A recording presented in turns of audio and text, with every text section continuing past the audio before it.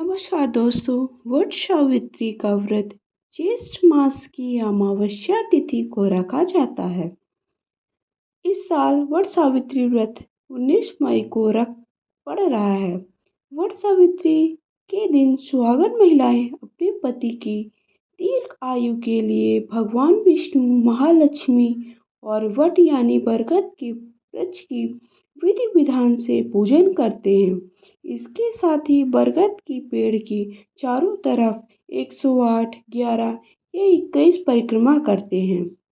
अपने पति की लंबी आयु की प्रार्थना के लिए आप 108, 11, 21 या 7 जो आपके यहाँ का रिवाज है उसके हिसाब से आप परिक्रमा कर सकते हैं।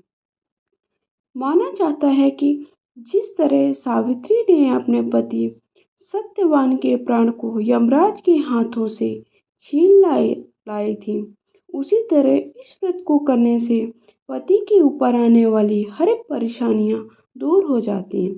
तो आप पहली बार व्रत रखने वाले हैं तो आपको किन किन बातों का ध्यान रखना है, व्रत कैसे करना है, पति पूजन कैसे करना है, ये सारी जानकारी मैं इस वीडियो में देने वाली हूँ।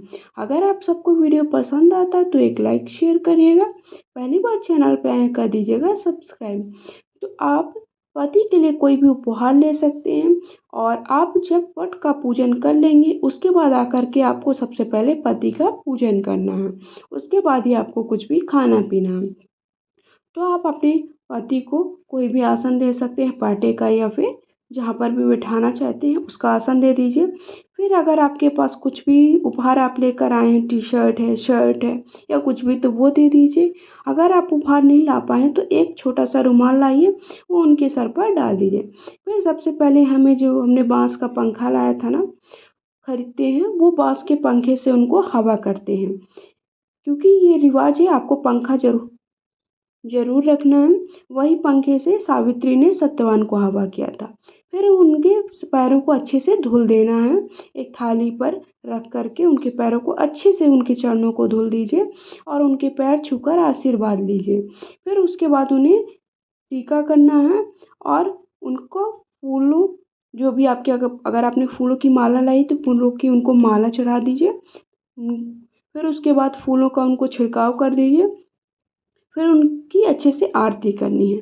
फिर आपने जो भी भोग प्रसाद बनाया है वो भोग प्रसाद सबसे पहले उनको खिलाना है और उन्हें पानी पिलाना है। तो इस तरह से विधिवत आपको पूजन करना है, तभी आपको व्रत का पूरा फल मिलेगा। आप पहली बार व्रत रखने वाले हैं तो आप शादी का जोड़ा पहनिए, ज़्यादा शुभ रहेगा। लेकिन अगर आप किसी कारणवश शादी का जोड़ा नहीं पहन पा रहे हैं तो आप क्या कर सकते हो कि आप कोई भी कोरी साड़ी जो जूठी ना हो वो साड़ी पहन सकते हो, या फिर साड़ी को धुल करके अच्छे से साफ करके, बट आपकी जो शादी की चुनरी है ना वो ज़रूर आप रखें। और मांग टीका और पायल, बिछुआ और मंगलसूत्र, सिंदूर, बिंदी ये ज़रूर आपको लगानी है। इस तरह से आपको अच्छे से तैयार हो जाना है, एक नई नवेली दुल्हन की तरह। मेहंदी लगा लीजिए, आलता लगा लीजिए। अब आपको व्रत कैसे शुरू करना है, फिर भी आप कुछ पूछना चाहते हैं कमेंट बॉक्स में जाकर जरूर पूछ लीजिएगा।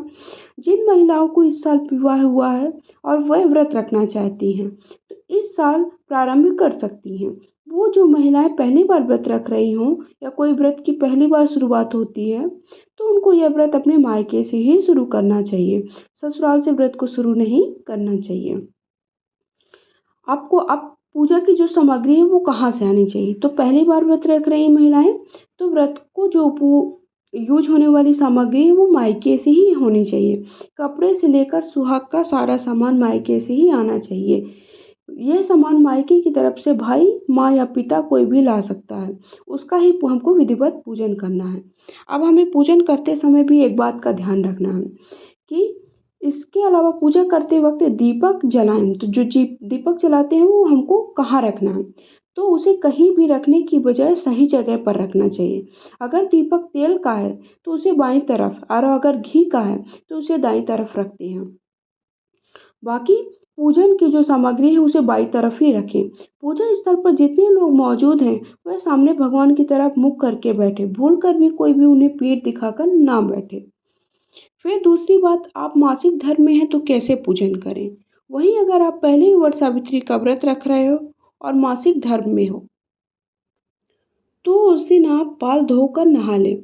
वट का व्रत करती हैं, अगर आप पहले ही वट सावित्री का व्रत करती हैं और वट सावित्री के दिन ही अगर आप पहली मासिक धर्म को हो गया है तो उस दिन आप बाल धोकर नहा लें और पूजा पाठ की कोई भी सामग्री न छुएं। वहीं आप अपने बदले में किसी और महिला से पूजा करवा सकते हैं और वट सावित्री की कथा कहीं दूर बैठकर सुन सकते हैं, लेकिन आपको पूजन की सामग्री को बिल्कुल भी स्पर्श नहीं करना है क्योंकि वो दोष माना जाता है। लेकिन अगर आप 3 दिन हो गया आपको मासिक धर्म हुए 3 दिन या 5 दिन हो गया। 3 दिन का क्या होता है, कई लोग 3 दिन अच्छे से साफ हो जाते हैं, वैसे 3 दिन की शुद्धता मानी जाती है, 3 दिन में हम शुद्ध हो जाते हैं। लेकिन किसी कारणवश कई लोगों को क्या होता है कि चौथे दिन भी हो जाता है, तो अगर हमारा तीसरा या चौथा दिन है और हम साफ हो गए तो हम बाल धो करके उस दिन पूजन करने बैठ सकते हैं। और अब अमावस्या है तो अमावस्या के दिन आप बाल नहीं धोते कई लोग, तो क्या करना है आपको एक दिन पहले बाल धुल लेना है। लेकिन यहाँ पर गुरुवार है एक दिन पहले, तो आपको उसके एक दिन पहले मतलब बुधवार को आपको बाल धुल लेना है। तो इस तरह से आपको पूजन करना है। पूजा की सारी जानकारी मैंने आप सबको दे दी है और सुहाग की सामग्री अवश्य चढ़ाना है। सुहाग की सामग्री आप अपनी सास को दे सकते हो या जेठानी को दे सकते हो अगर आपने बहुत सारा कुछ चढ़ाया है। तो सुहाग की सामग्री आप अपनी जेठानी या सास को दे सकते हो या फिर आप किसी ब्राह्मण को, अगर आपने पूजा के लिए ब्राह्मण को बुलाया है तो सारी चीज़ें आप ब्राह्मण को दान में दे सकते हो। वो प्रसाद सारे लोग बैठकर बांट करके खा लेते हैं और इस तरह से आपको अपने पति का पूजन करना है। और कौन कौन सी चीज़ों का ध्यान रखना है वो मैंने आप सबको इस वीडियो में बताया। अगर आप सबको जानकारी पसंद आई है तो प्लीज़ एक लाइक शेयर करिएगा। पहली बार चैनल पे आए चैनल कर दीजिएगा सब्सक्राइब। इस तरह मैं वट सावित्री की व्रत की सारी जानकारी आप सबको दे दूँगी और पूजा सामग्री का वीडियो मैंने पहले शेयर कर दिया। धन्यवाद।